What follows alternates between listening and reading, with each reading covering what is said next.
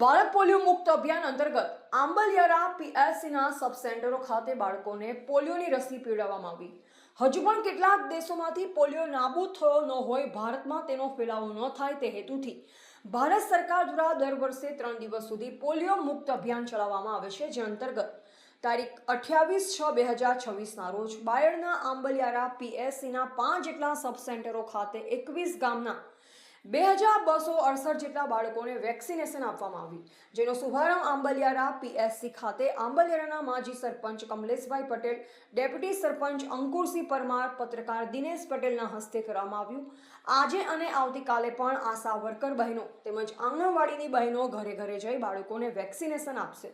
આ પ્રસંગે Ambaliyara પીએસસીના medical officer ફિઝા બાનુ Mansuri, રોનકભાઈ, supervisor જગદીશભાઈ, સેવક સકરાભાઈ અને આશા વર્કર બહેનો તેમજ આંગણવાડીની બહેનો ઉપસ્થિત રહી હતી. રિપોર્ટર દિનેશ પટેલ સાથે પ્રવીણસિંહ ચૌહાણ, બાયડ.